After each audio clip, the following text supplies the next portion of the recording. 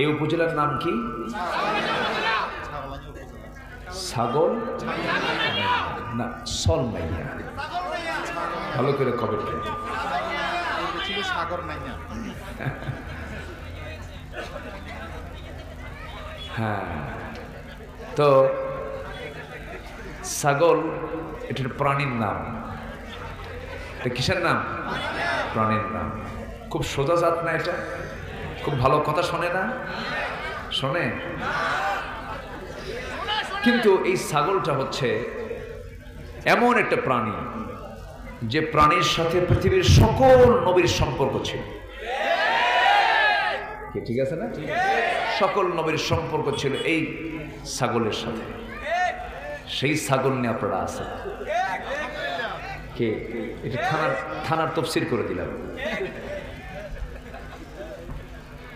রাসূল ছিলেন রাখাল, তিনি রাখালি পড়া করেছেন। এরপরে আদম থেকে শুরু করে এমন কোন নবী নাই যে নবী রাখাল ছিলেন না। তো নামটা শুনে আমার ভালোই লেগেছে, আলহামদুলিল্লাহ। ছাগল চড়েছেন সবচেয়ে বেশি টাইম হচ্ছে একজন নবী, তিনি হচ্ছেন মূসা আলাইহিস সালাতু ওয়াস সালাম। 10 বছর। কত বছর? 10 বছর। দেখি যদি সুযোগ হয় তার লাইফের দিকে আস্তে আস্তে যাব। আমরা আমাদের নবী নিয়ে বসেছি। আমাদের নবীর নাম কি? উনি একটা স্লোগান দিয়েছেন, আমার নবী তোমার নবী বিশ্বনবী মুস্তাফা। আমার নেতা তোমার নেতা বিশ্বনবী মুস্তাফা সাল্লাল্লাহু আলাইহি ওয়াসাল্লাম। তখন আমি চিন্তা করলাম দেখি আজকে কি বিষয়ে কথা বলা যায়, একটু প্ল্যান নিলাম। তো আমি সূরা তাওবা থেকে 23, 22, 23 এবং 24 এই দুটো আয়াতে কারিমা আমি তেলাওয়াত করেছি। দুটো আয়াতকে সামনে রেখে কিছু কথা বলতে চাচ্ছি। আল্লাহ যেন আমার মুখ থেকে সেই কথাগুলো বের করে দেন যে কথাগুলো মুসলিম উম্মার জন্য এই মুহূর্তে দারুণ প্রয়োজন। আল্লাহ কবুল করুন, জোরে বলি আমিন। সম্মানিত ভাইয়েরা, আল্লাহ তাআলা এখানে ইমানকে প্রাধান্য দিতে বলেছেন, ব্যক্তিকে না। কোন ব্যক্তির প্রাধান্য ইসলামে নেই। ইসলামের প্রাধান্য হলো ইমানকে। কিসের প্রাধান্য? ইমানের প্রাধান্য দিতে হবে।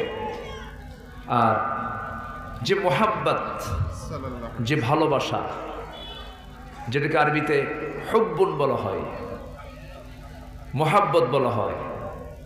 এখন তো ভালোবাসা দিবস আছে একটা, তাই না? ওগুলো না। এই মোহাব্বত হচ্ছে, এই ভালোবাসাটা হচ্ছে নিঃস্বার্থ, কোনো স্বার্থ নেই, স্বার্থ ছাড়া। স্বামী বউকে ভালোবাসে, স্বার্থ আছে না? বলেন। বউ স্বামীকে ভালোবাসে। আপনি বাজার করবেন না 3 মাস, বাড়িতে ঢুকতে পারবেন কি? স্বার্থ আছে। কি স্বার্থ আছে না? আচ্ছা, কিন্তু আমি যে মোহাব্বতের কথা বলছি এটা হচ্ছে একমাত্র সন্তুষ্টি হচ্ছে কার জন্য? আসতে বলবেন না, কার জন্য? আল্লাহর জন্য। দ্বিতীয় আয়াত আল্লাহ রাব্বুল আলামিন জাগতিক জীবনে চলতে গিয়ে কিছু মায়া, দয়া, মোহাব্বত তৈরি হয় কিছু কিছু ব্যক্তির উপরে, কিছু কিছু জিনিসের উপরে। আল্লাহ বলছেন এই 8টা জিনিসের চাইতেও তোমাকে আমি আল্লাহ, আমার রাসূলকে বেশি মোহাব্বত করতে হবে এবং জিহাদকে ভালোবাসতে হবে সাথে সাথে। কার বক্তব্য এগুলো? আসতে বলবেন না, কার বক্তব্য? আমি সংক্ষিপ্ত সার বললাম, এখন আসুন আমরা ধীরে ধীরে ব্যাখ্যার দিকে যাব। সম্মানিত ভাইয়েরা, আমরা যে কিতাব নিয়ে বসেছি এই কিতাব যে আল্লাহর কিতাব, সন্দেহ লাগে? সন্দেহ আছে? চুল পরিমাণ কোনো সন্দেহ নাই। এই কিতাব এত তথ্য দেয়, এত আগাম তথ্য দিয়েছে। কেমনে? এটা কেমনে মানুষের পক্ষে সম্ভব? আমরা যে জমিনে বসে আছি, এই জমিন এবং ওই যে আকাশ, নীল আকাশ দেখা যায়, ওই নীলাকাশ এবং এই জমিন, এই দুটার মাঝে যে মহাশূন্য আমরা দেখছি, এই মহাশূন্য কিন্তু ছিল না,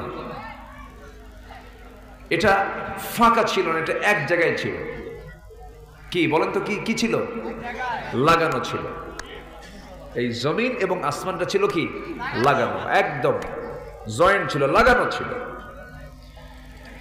তো এখানে একটা প্রচন্ড ধাক্কা হয়েছে, প্রচন্ড ধাক্কার মধ্য দিয়ে এই মহাশূন্যের সৃষ্টি হয়েছে। এটা আধুনিক বিজ্ঞান এটাকে বলছে হলো big bang theory. Big bang theory এটা আধুনিক যারা দুনিয়ার সায়েন্স নিয়ে যারা গবেষণা করেন তারা এটা বুঝতে পেরেছেন। বিগ ব্যাং থিওরি আলোচিত একটা থিওরি। এই তথ্যটা আল্লাহ রাব্বুল আলামিন আজ থেকে, যে যুগে আধুনিক কোনো যন্ত্রপাতি ছিল না, কিছুই ছিল না, কোনো ল্যাবরেটরি ছিল না, সেই যুগে এই কোরআন ১৫০০ বছর আগে এই তথ্য আগেই বলে দিয়েছে। তো জোরে বলে সুবহানাল্লাহ। আল্লাহ রাব্বুল আলামিন বলেন, আওয়ালাম ইয়ারাল্লাযীনা কাফারু আন্নাস সামাওয়াতি ওয়াল আরদা কানাতা রাতকান ফাফাতাকনাহুমা وجعلنا من الماء كل شيء حي জোরে বলুন আল্লাহু আকবার। কাফেররা কি খেয়াল করে না? কাফেররা কি লক্ষ্য করে না? আমি আল্লাহ রাব্বুল আলামিন এই আকাশ এবং জমিনকে দুটাকে এক জায়গায় রেখেছিলাম, প্রচন্ড ধাক্কার মধ্যে দিয়ে বিশাল মহাশূন্য আমি আল্লাহ রাব্বুল আলামিন সৃষ্টি করেছি, এবং প্রত্যেকটা মৃত্যুকে পানির মধ্য দিয়ে জিন্দা করেছি।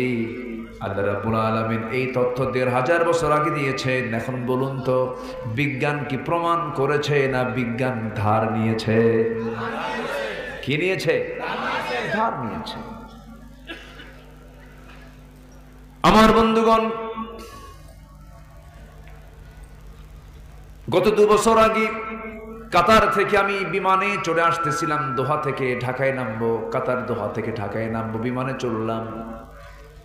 অনেক দেখেছি আগে, কিন্তু সেদিন হঠাৎ করে মনে হলো মেঘগুলোর উপরে আমার বিমান ভাসতেছিল, বিশাল মেঘের স্তর। এই মেঘের স্তরগুলো দেখে মনে হলো, আল্লাহ, এই মেঘগুলো তুমি যে সৃষ্টি করে রেখে দিয়েছ, এর কোনো ওজন আছে নাকি? জানা ছিল না।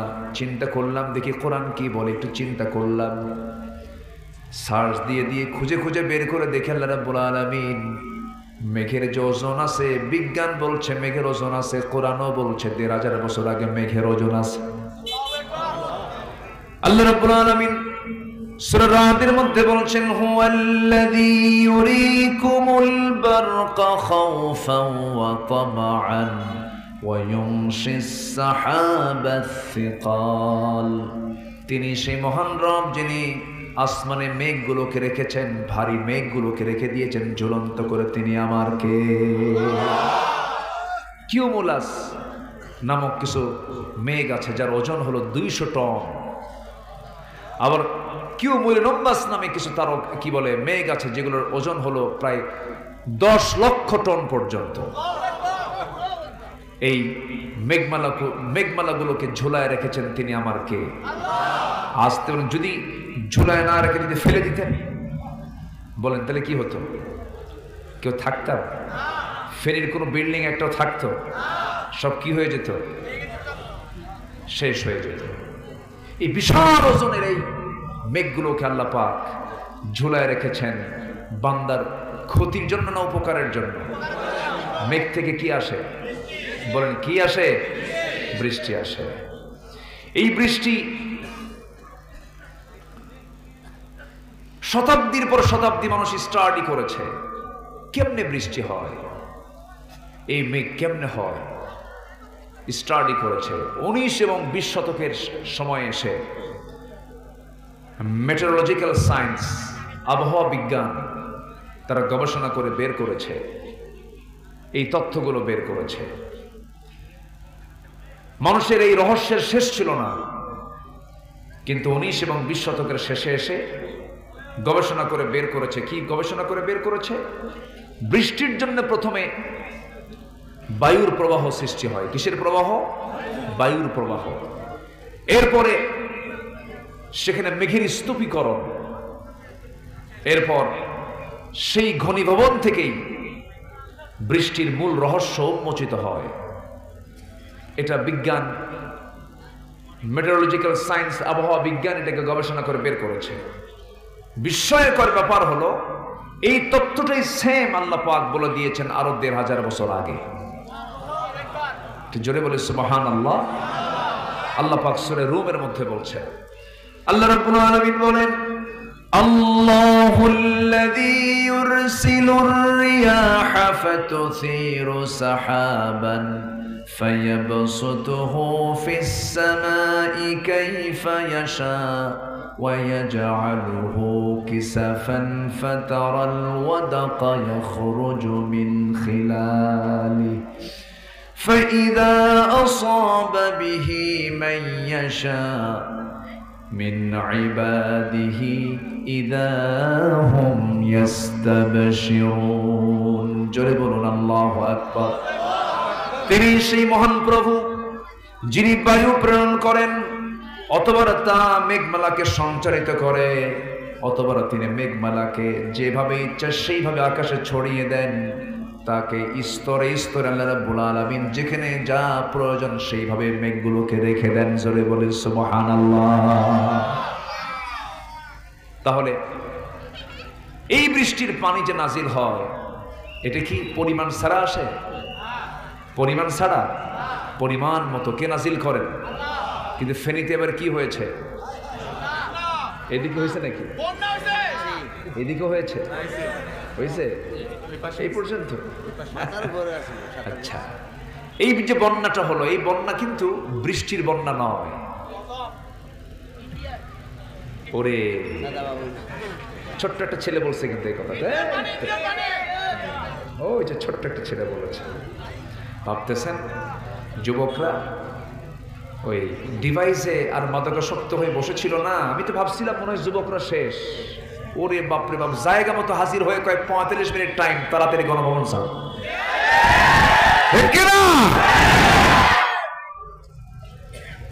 যুবকরা তোমরা সবকিছু করতে পারবে, শুধু আদর্শ সুন্দর করবা। গার্লস স্কুলের সামনে যে টিমের মতো বসে রাখা যাবে, আকাম কুকাম করা যাবে না, ঠিক আছে না? এত সুন্দর মানুষ, আমি খুবই খুশি হয়েছি। পূর্ব ফেনী আর পশ্চিম ফেনীর মধ্যে কিছু তফাৎ আছে না?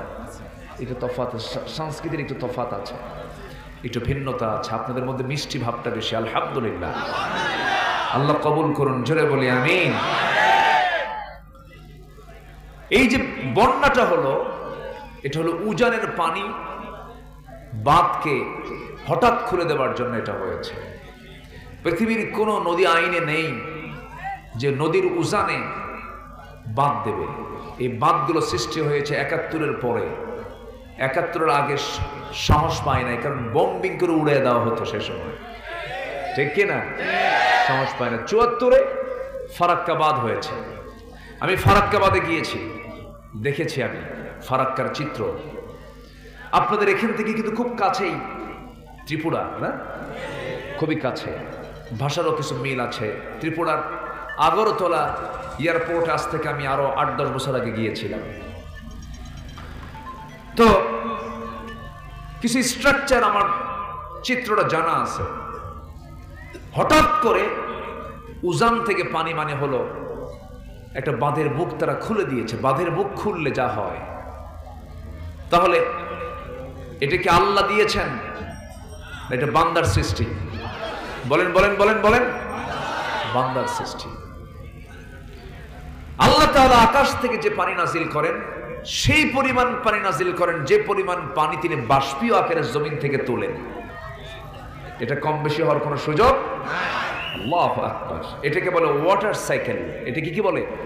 ওয়াটার সাইকেল, পানি চক্র। এই পানি চক্রটা পৃথিবীর হোল টেকনোলজি, সমস্ত প্রযুক্তিকে যদি কাজে লাগায়,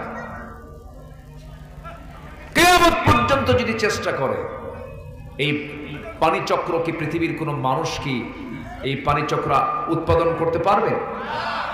পারবে না। কি সমস্যা কি?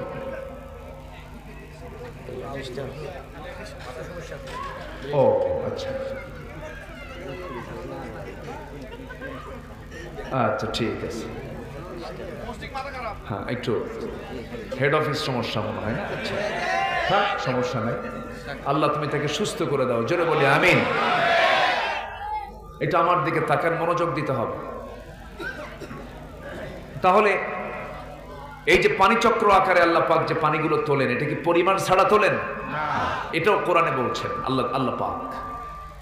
আল্লাহ রাব্বুল আলামিন বলেন, وهو الذي نزل من السماء ماء بقدر فأنشرنا به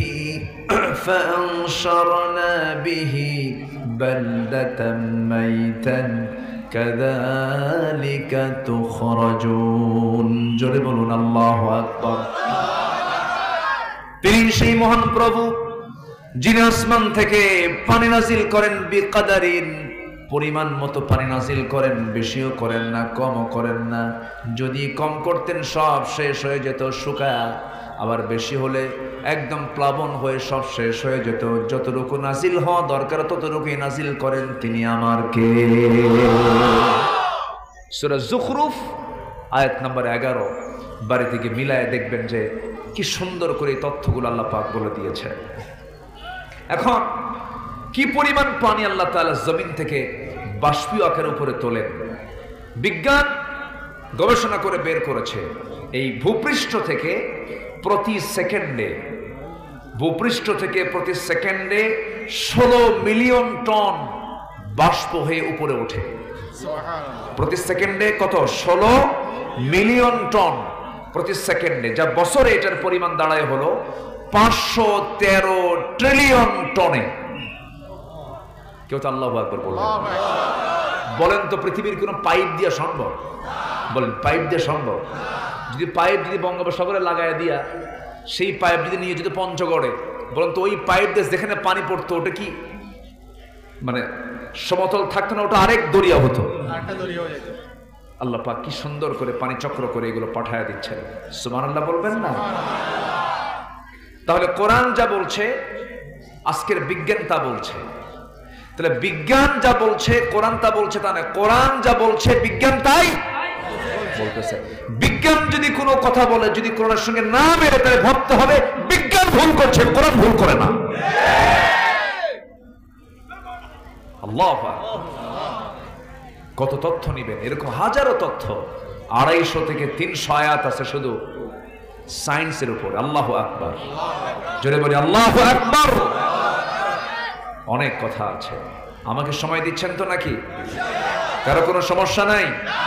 আল্লাহ পাক এই কোরআনে অনেক উদাহরণ দিয়েছেন, মিসাল দিয়েছেন। যেরকম একটা মিসাল দিয়েছেন মশার মিসাল। কিসের মিসাল? মশার উদাহরণ দিয়েছেন। আছে না একটা আয়াত আছে না, মশার মিসাল তিনি দিয়েছেন। তিনি মশাকে নিয়ে কথা বলেছেন। কাফের মুশরিকরা কয় তোমার আল্লাহর কাম নাই কাজ নেই, কোরআনের মধ্যে মশার কথা বলছে। মশা কোনো প্রাণী হলো নাকি? বলছে না? এটুকু বলছে সূরা বাকারা।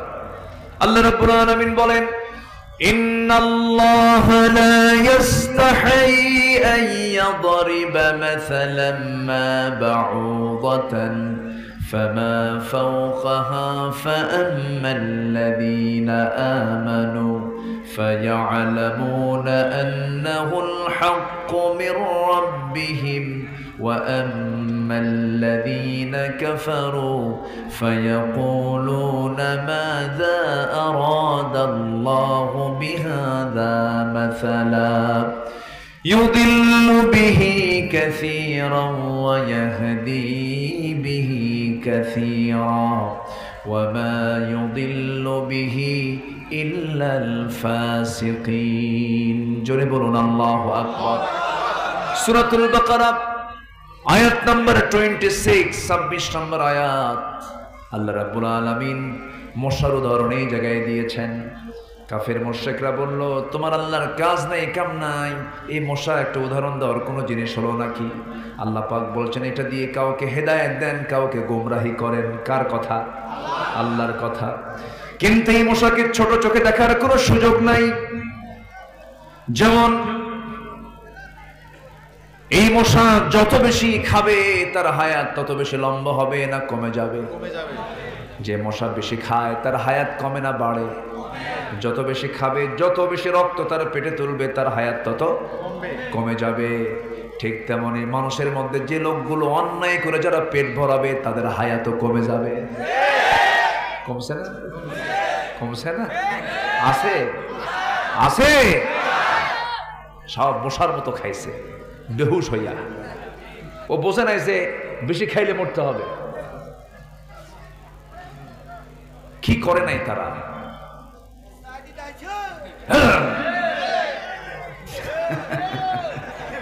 শুধু আমি ওয়াজ করি, সাথে জনগণ দেখে ওয়াজ করি।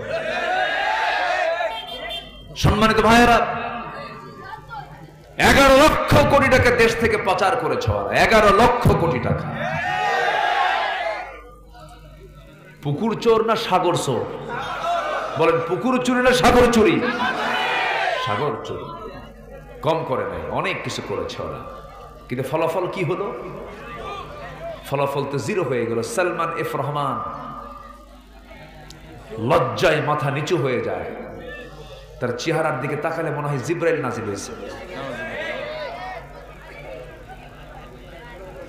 চিন্তা করুন, বাঁচার জন্য সম্পদ আপনার কি কাজে লাগলো? বাঁচার জন্য সে দাড়ি কাটছে।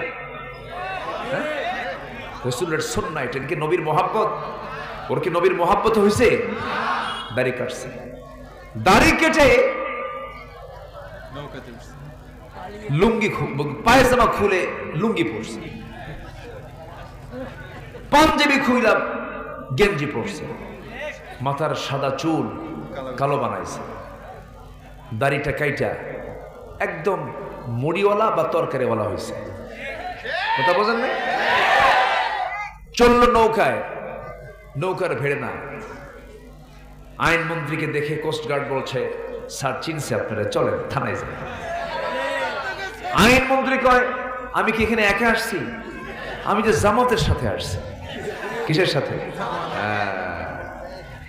কে তোমার সাথে আসছে? কই যে দেখা যায়?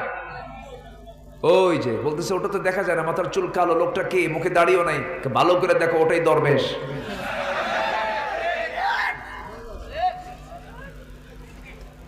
ওরা চেয়েছিল আলেমদেরকে উলঙ্গ করতে, আল্লাহ ওদেরকে ন্যাংটা বানায় ছেড়েছেন।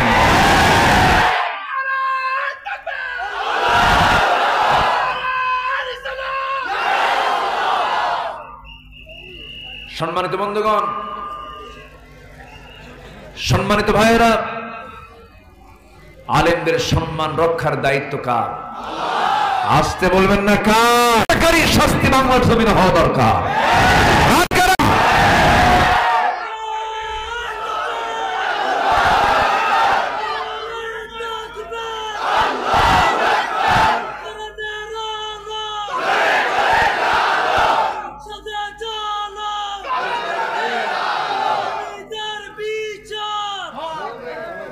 আল্লাহ কবুল করুন। জোরে বলে আমিন, আরো জোরে আমিন। কষ্ট পাচ্ছেন? কথা বলবো?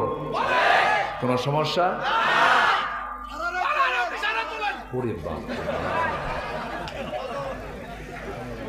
না, ধৈর্য আছে, কারণ ছাগল চড়ানো সহজ কাম না, তো ধৈর্যের দরকার। বলি আলহামদুলিল্লাহ। ছাগলরে 1000 বার কান ধরে কবেন, তুই গাছ খাবি না। এই প্রাণী চড়ানো কিন্তু সহজ কাম না। নবীকে আল্লাহ পাক এই প্রাণী চড়াইছেন। কাকে? ছাগল চষো, ধৈর্য ধরো, এরপরে মানুষ চষবা। আল্লাহু আকবার বলো। কথার তো কোনো থা নাই, কোন দিকে চলে গেলাম, এখন লাইনে আসে। মশা কম খায় না বেশি খায়? বেশি খাইলে মরে আগে না পরে? যত বেশি খাবে তত বেশি আগে মরবে, তত আগে মরে যাবে। 1 নাম্বার 2, আল্লাহ পাক যেখানে মশার কথা বলেছেন, এখানে মশার আরবি দিয়েছেন হলো বাউদাতান। বাউদাতান। আল্লাহ পাক এখানে যেই বাউদাতান বোঝাচ্ছেন এটা হচ্ছে স্ত্রীলিঙ্গ, স্ত্রী মশাকে বুঝিয়েছেন। গোলতা বাউদাতান, এটা স্ত্রী মশাকে বোঝানো হয়েছে। মশা কামড়ায় কিন্তু পুরুষ না, স্ত্রী মশাই কামড়ায়। কি মশা কামড়ায়? স্ত্রী মশা কামড়ায়। এবং এরা এত মানে এদের মানে নাকের পাওয়ার এত বেশি, আপনি ঘরের মধ্যে শুয়ে আছেন, দেখবেন একটা মশাও নাই, শুধু শুয়ে পড়ছেন আপনি, লাইটটা বন্ধ করা মাত্র কানের কাছে এসে কি শুরু করে? হ্যাঁ, সারে গামা পাধানিসা শুরু করে। জি বসেন। এত সুন্দর মানুষ আপনারা, বলি আলহামদুলিল্লাহ। জি, তাহলে আমি দেখলাম একটা মশাও নাই, কিন্তু এই মশাগুলো আসলো কেমন আপনারা টের পাইল? লাইটও তো নাই। আমি লাইটতে দেখলাম নাই, লাইট বন্ধ, অন্ধকারে এসে নাকের কাছে কানের কাছে সারে গামা পাদানিসা শুরু করে দিচ্ছে। বুঝলেন নাই? আসলো কেমন? বিজ্ঞান বলতেছে 75 ফিট দূর থেকে সে মানব অস্তিত্ব ফিল করে। 75 ফুট দূর থেকে টের পায় যে এখানে কোন একটা আল্লাহর বান্দা শুয়ে আছে। আল্লাহু আকবার বলবেন। কত ফুট দূর থেকে? 75 ফুট। আমার নাকের কি এত পাওয়ার আছে? কুকুর কিন্তু আরো সিরিয়াস, ডগ স্কট কয় না, ওর ঘ্রাণ শক্তি আরো মারাত্মক, সিরিয়াস ওটা। সম্মানিত ভাইয়েরা, নাম্বার 3 হলো মশাকে তুচ্ছ ভাবার কোনো কারণই নাই। কারণ মশা প্রাণীটা দেখতে যদিও ছোট, কিন্তু ওর যে পাখা আছে, পাখা নড়ালেই তো আওয়াজ হয়। পাখা নড়ালেই কি হয়? আওয়াজ হয়। তো এই পাখাটা যে নড়ায়, সায়েন্স বলতেছে পৃথিবীর কোন মেশিনও এত দ্রুত নড়ে না। প্রতি সেকেন্ডে মশা তার পাখা নড়ে হলো 300 থেকে 600 বার করে। তাহলে মশা কি ছোট কিছু? ছোট কিছু? নাম্বার 4, মশাকে নিয়ে হাসাহাসি করার কিচ্ছু নাই। নমরুদ মরছে কার কামড় খায়া? বলেন কার কামড় খায়া? বলেন লা ইস্তাহি আন ইয়াদরিবা মাসালাম মা বাউদাতান ফামা ফাওকাহা। আল্লাহু আকবার বলেন। তাও কি মশা?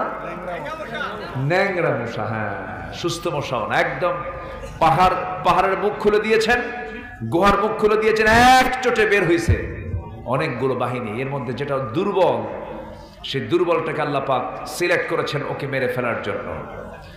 আরেকটা উদাহরণ দিয়েছেন, মিসাল দিয়েছেন আল্লাহ পাক মাকড়সার। কিসের বলেন তো? মাকড়সার আরবি কি? সূরাতুল আনকাবুত। সূরাতুল আনকাবুত। আল্লাহ তাআলা কাফিরদের দৃষ্টান্ত দিয়েছেন, যারা আল্লাহকে ছাড়া অন্য কাউকে গ্রহণ করে তাদের দৃষ্টান্ত দিয়েছেন মাকড়সার সাথে। কিসের সাথে? আল্লাহ রাব্বুল আলামিন বলেন, মাসালুল লাযীনা ইত্তাখাযু মিন দুনিল্লাহি আউলিয়া কামাসালিল আনকাবুত। জোরে বলুন আল্লাহু আকবার। আল্লাহকে ছাড়া যারা অন্য কোন গার্জিয়ানকে গ্রহণ করে, অভিভাবককে গ্রহণ করে, তাদের দৃষ্টান্ত হলো মাকড়সার মতো। কিসের মতো বলে? নিজের জন্য ঘর বানায়, নিশ্চয়ই ঘরের মধ্যে সর্বাপেক্ষা দুর্বল মাকড়সার ঘর হয়ে থাকে। তারা যদি চিন্ত, লাউ কানু ইয়ালামুন, সবচেয়ে দুর্বল ঘর এটা। এটাকে রিসার্চ করেছে, যদি আমরা বাহ্যিক ভাবে খুঁজে পাই, একটু বাতাসেই সেই মাকড়সার ঘরটা শেষ হয়ে যায়, লণ্ডভণ্ড হয়ে যায়। কিন্তু এখানে বিজ্ঞান গবেষণা করে দেখেছে ম্যাক্সিমাম পুরুষ মাকড়সা স্ত্রী মাকড়সার কামড় খায়া মরে, অর্থাৎ স্ত্রী মাকড়সাগুলো স্বামীদেরকে মেরে ফেলে।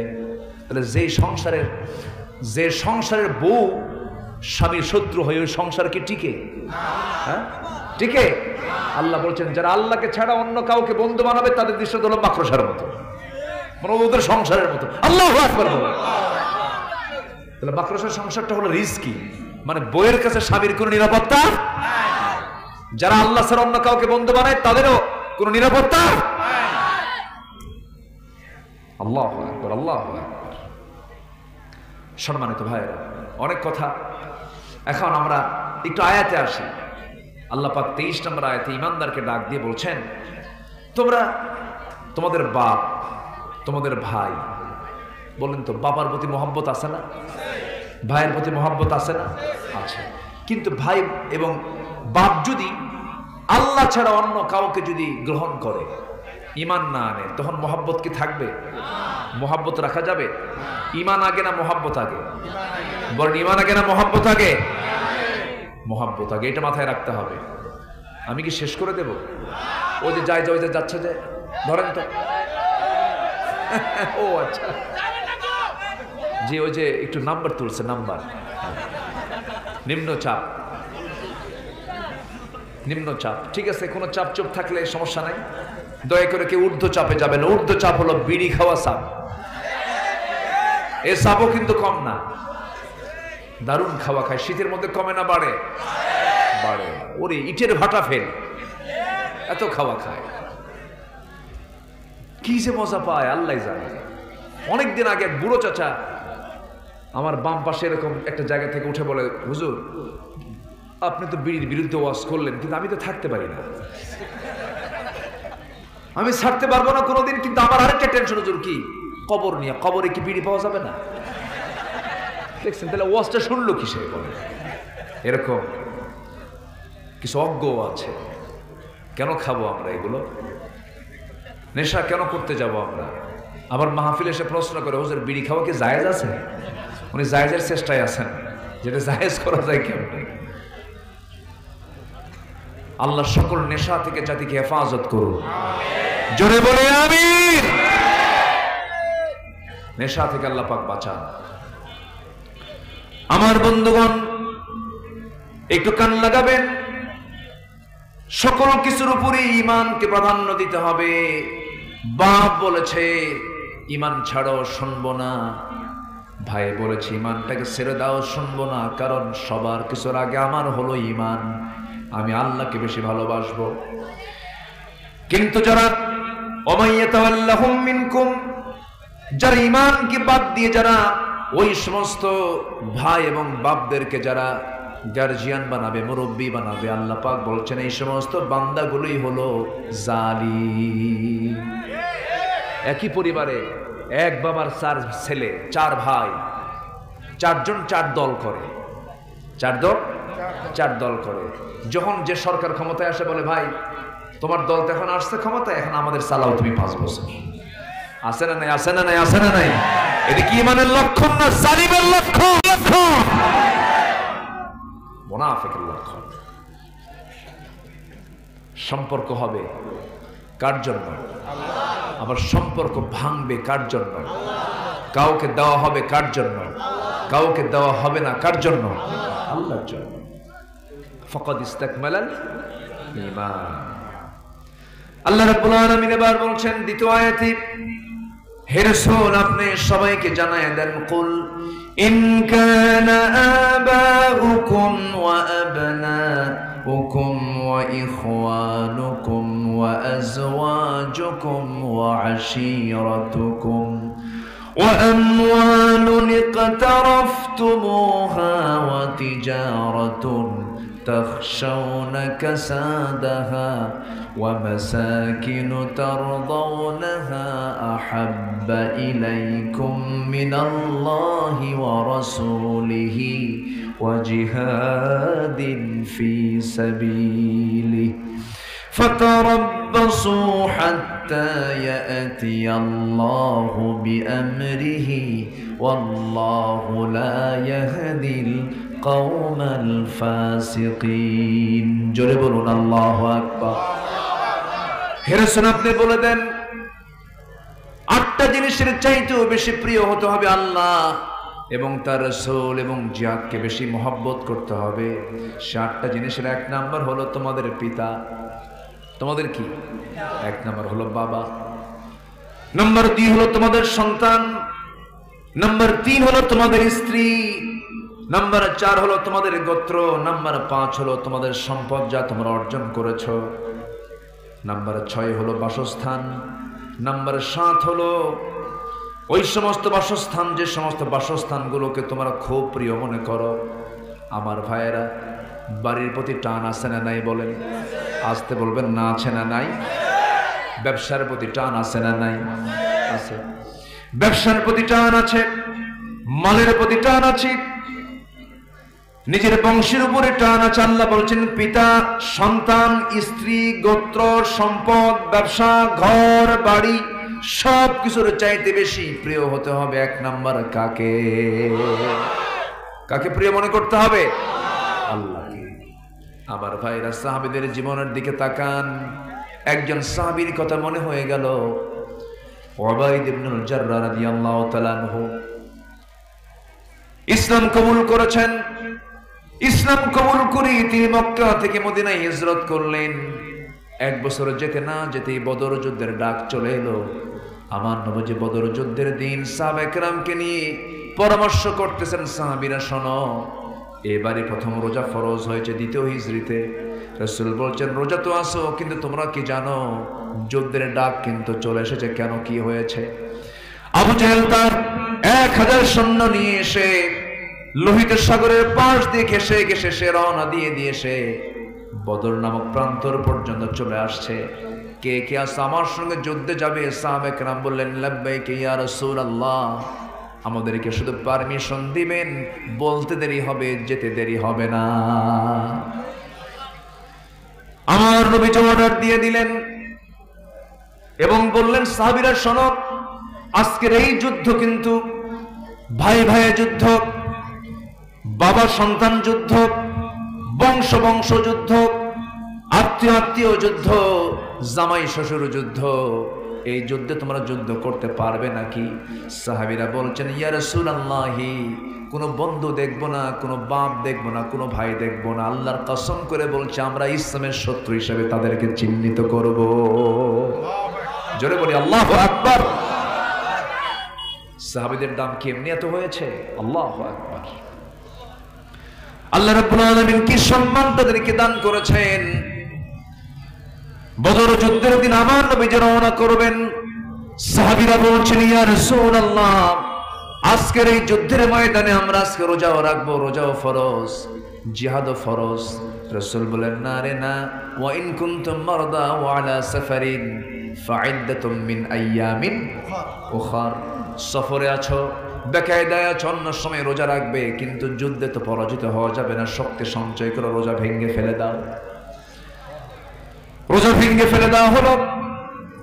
সাহাবায়ে কেরামকে নিয়ে রাসূল যখন রওনা করবেন, শিশু ইসলাম কেবল তিনি মদিনায় ঢুকেছেন, যুদ্ধ বিধ্বস্ত। আমার নবীজি কেবল হিজরত করে আসছেন, কিচ্ছু না, আবার যুদ্ধের ডাক চলে আসছে। আমার নবীজির সৈন্য সংখ্যা খুব কম হলো, 313 জন কোথায়, ওইদিকে 1000 জন কোথায়। ঘোড়া নাই, তরবারি নাই, খেজুর গাছের ডাল ভেঙ্গে তাদেরকে লাঠি বানায় দিয়েছে। আমার নবীজি যুদ্ধে যখন রওনা করবেন, ছোট্ট 2টা বাচ্চা, 11 বছর 10 বছরের ছোট্ট 2টা বাচ্চা নবীর সামনে দাঁড় হয়ে বলে হুজুর, আমরা মদিনার আফরার ছেলে 2 জন বলছে আপনার কাছে আসলাম, কি বলবা বলো। হুজুর যুদ্ধের নাকি ডাক এসেছে, জিহাদের নাকি ডাক এসেছে, আমাদেরকে পারমিশন দিয়ে দেন। রাসূল বললেন ও আমার 2 জন ছোট্ট সাহাবী, কেমন করে অনুমতি দেব? তোমাদের গায়ের তো কোনো শক্তি নাই, তরবারি ধরার মতো কোনো বল নাই, কেমন করে পারমিশন দেব? না না, দেওয়া যাবে না। ছোট্ট ওই ছোট্ট 2টা ভাই, 2 জন ছোট্ট সাহাবীর মধ্যে বড় জন যে ছিল মুআজ, সেও রাসূলকে লক্ষ্য করে বলছেন ইয়া রাসূলুল্লাহ, আপনি যদি পারমিশন নাই দেন তখন অন্তত আপনি আমাকে দেন, আমি ওর চাইতে বড় আছি, শক্তি আমার বেশি, হাত পা বড় আমার। ছোট্ট জন রাসূলকে লক্ষ্য করে বলছেন হুজুর, আপনি যদি ওকে পারমিশন দেন আমাকেও দিতে হবে, কারণ ও শুধু লম্বায় শুধু বড় হয়েছে, কিন্তু আমার মায়ের বেশি। আল্লাহু আকবার বলবেন না? আমার নবীজি মুস্কি হাসি মেরে বললেন দেখি তোরা 2 জন কুস্তি লাগ। 2 জনকে কুস্তি লাগায় দিলেন। বড় জন ছোট জনকে নিচে ফেলে দিল। ছোট জন বড় ভাইয়ের কানের মধ্যে মুখ ঢুকায় বলছে ভাই রে, তুমি কি আমার সঙ্গে এরকম করে আমাকে ছেড়ে তুমি একা যুদ্ধে যাবে? একসঙ্গে খাই, ঘুমাই, সব কিছু একসঙ্গে করি, খেলাধুলাও করি, ভাইরে তোমার গায়ের শক্তি একটু কমায় দাও, একটা বারের মতো তোমার বুকুর উপরে উঠে বুঝায় দিই আমি তোমার চাইতে কোনো অংশে কম নই। আমার নবীজি টের পেলেন, ছোট্ট দুইটা বাচ্চাকে বুকের মধ্যে তুললেন, আরশের মালিকের দিকে তাকায়া, আসমানের দিকে তাকায় আল্লাহ রাসূল বলছেন, আয় আল্লাহ তাআলা, এই ছোট্ট দুইটা বাচ্চার গায়ের শক্তি নাই, বয়সও নাই, কিন্তু ইমানের জোর আছে, আমি এই দুজনকে পারমিশন দিয়ে দিলাম। সেই যুদ্ধের ময়দানে 313 জন সাহাবী রওনা করলেন। মদিনার মসজিদ থেকে রাসূল বের হলেন 80 মাইল দূরে। কত মাইল দূরে? 80 মাইল দূরে। কিছু কিছু সাহাবী হেঁটে হেঁটে চলে গেছেন, হেঁটে হেঁটে চলে গেছেন। রোজার মাস, খাবার নাই, কিচ্ছু নাই। আমার নবীজি সাহাবায়ে কেরামকে নিয়ে সবেমাত্র কেবল মদিনায় ঢুকেছেন। না খাওয়া সাহাবী, দুর্বল সাহাবী, তাদেরকে নিয়ে যখন রওনা করলেন বদর প্রান্তরে, আমার নবীজি যাদেরকে নিয়ে দাঁড়ায়া ছিলেন, সাহাবীরা বললেন, ইয়া রাসূলুল্লাহ, যুদ্ধ করতে আসলাম, কিন্তু যে জায়গা আমরা দাঁড়ায় আছি সেই জায়গাটা হলো বালুর জায়গা, বালুর মধ্যে হাঁটু পর্যন্ত গেড়ে যায়, কেমন করে হাঁটবো হুজুর?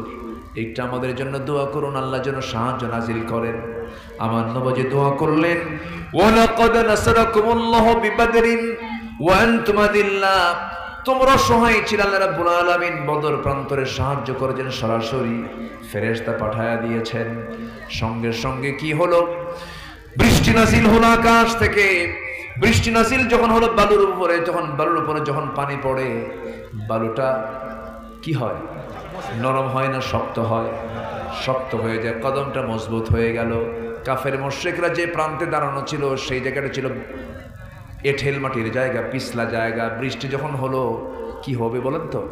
পিছলা হয়ে গেল। আল্লাহর সাহায্য নাজিল শুরু হয়ে গেল, যুদ্ধ শুরু হয়ে গেছে। আমার নবীজি লক্ষ্য করে দেখছেন সাহাবীরা যুদ্ধেও সরাসরি তারা অংশগ্রহণ করেছে।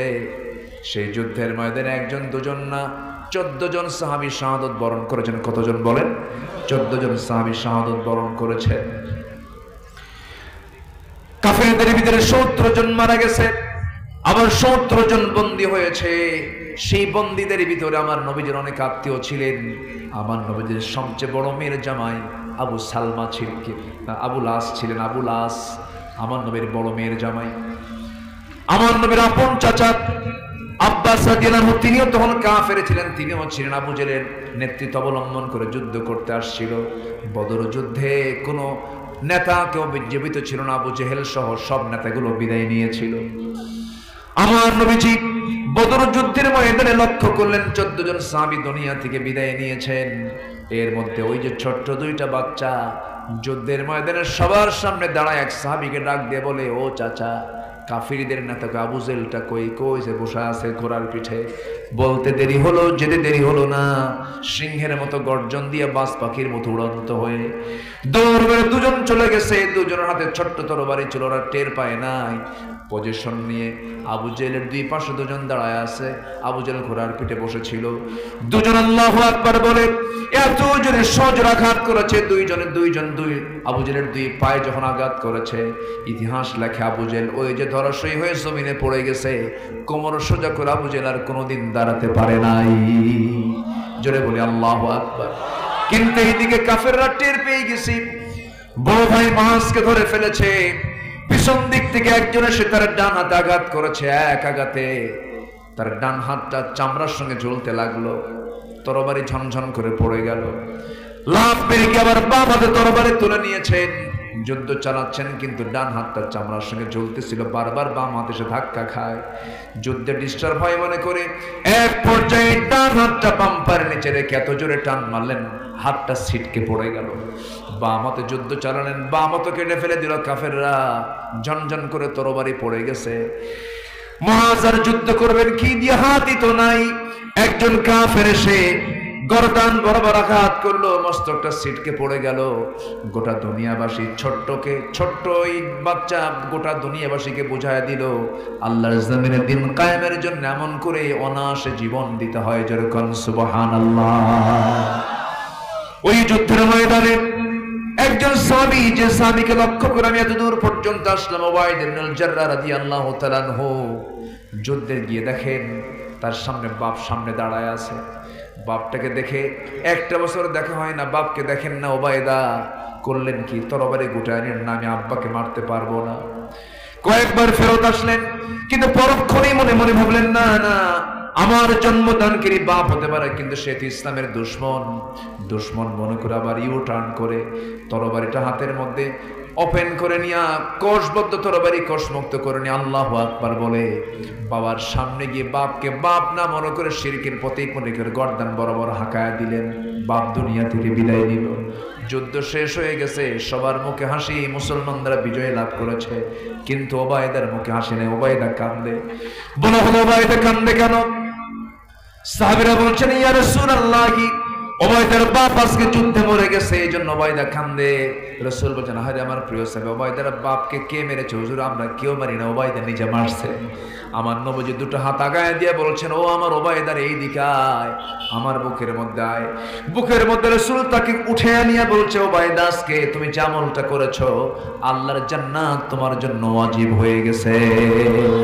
কুল ইন কানা আবাউকুম কুল ইন কানা আবাউকুম ওয়া আবনাউকুম কুল ইন কানা আবাউকুম ওয়া আবনাউকুম, তোমাদের সন্তান সন্ততি সাইয়েদনা আবু বকর সিদ্দিক রাদিয়াল্লাহু তাআলা আনহু যুদ্ধের ময়দানে গিয়ে যুদ্ধ করতেছেন। সেই সময় তার একটা ছেলে ইসলাম কবুল করে নাই।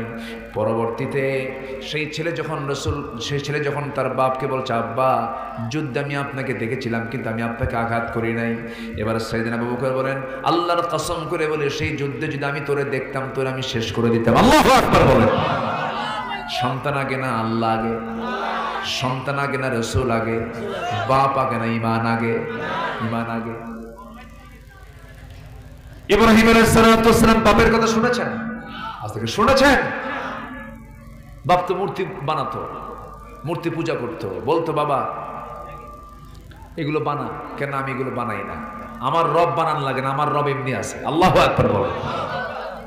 আমাদের রব কি বানাতে হয়? আমাদের রব আছে না নাই?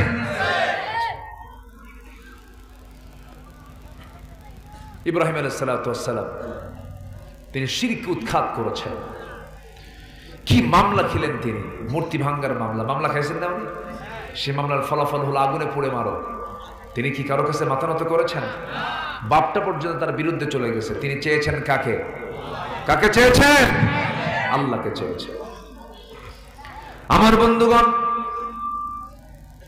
আমার ভাইয়েরা, আল্লাহ রাব্বুল আলামিন বলছেন, বান্দারে, এই সমস্ত জাগতিক জীবনের ব্যক্তি জিনিস সেগুলোর চাইতে আমাকে বেশি ভালোবাসতে হবে, রাসূলকে বেশি ভালোবাসতে হবে। এরপর একটা ইবাদতের কথা বলেছেন, ওয়া জিহাদিন ফি সাবিলিহি। আল্লাহ রাব্বুল আলামিন বলেন, আল্লাহর রাস্তায় জিহাদকে তোমাদের বেশি পছন্দের কারণ হতে হবে। এরপর আল্লাহ পাক বলছেন, করা শব্দ প্রয়োগ করা, ফাতারাব্বাসু হাত্তা ইয়াতিয়াল্লাহু বিআমরিহি ওয়াল্লাহু লা ইয়াহদিল কওমাল ফাসিকিন। জোরে বলুন আল্লাহু আকবার। এরপর আল্লাহ রাব্বুল আলামিন বলছেন, যদি তোমরা না করো, আল্লাহর আযাবের অপেক্ষা করো। আল্লাহ তাআলা ফাসিকদেরকে কখনো হেদায়েত দেন না। ফাসিকদের হেদায়েত কি আল্লাহর কাছে আছে নাকি? আল্লাহর কাছে নাই। সেই জন্য আমরা সাহায্য চাইবো কার কাছে? আসতে বলবেন না, কার কাছে? আমার জীবনে একমাত্র বন্ধু তিনি আমার কে? আল্লাহ ছাড়া কোনো বন্ধু আছে নাকি?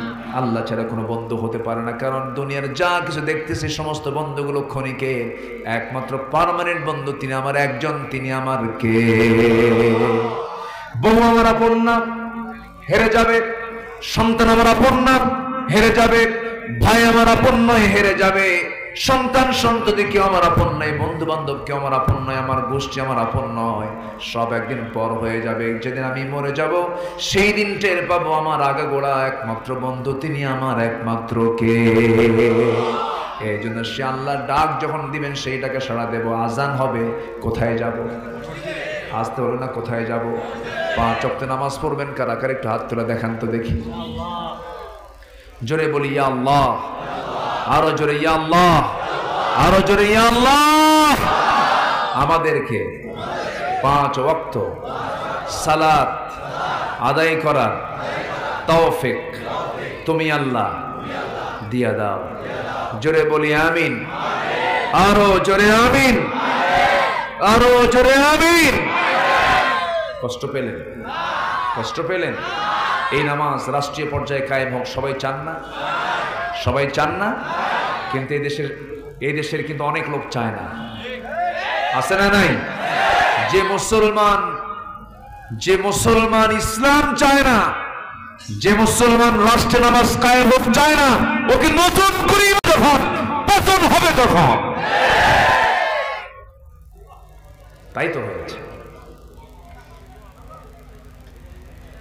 ওরা ভেবেছিল যে কে আছে, কিন্তু সবার উপরে কে আছেন? আসতে বলবেন না, কে আছেন? আল্লাহ যখন ধরেন উপায় নাই। ফেরাউনকে ধরেছেন কে?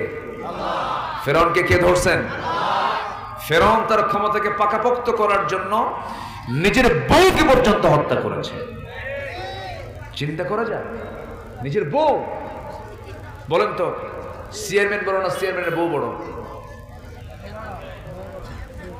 হ্যাঁ, কিচ্ছু কয় না, বউ বড়। ওরে বাপরে বাপ, তো বিশাল ব্যাপার।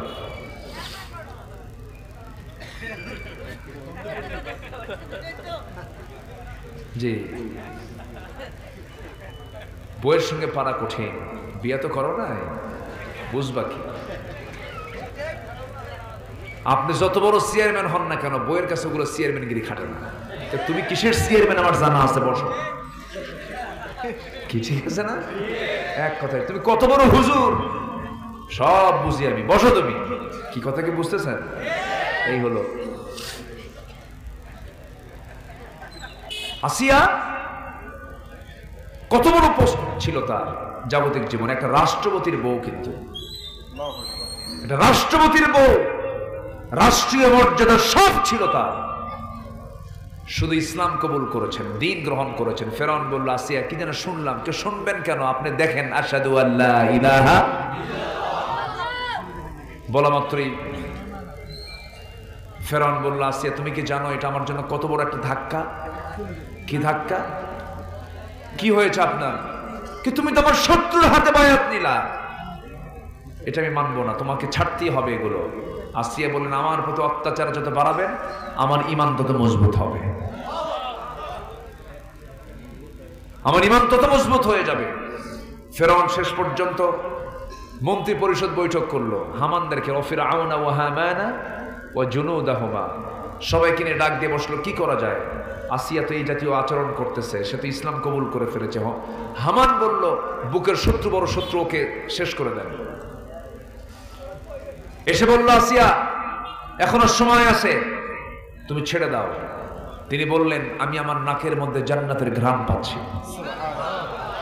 জোরে বলে সুবহানাল্লাহ।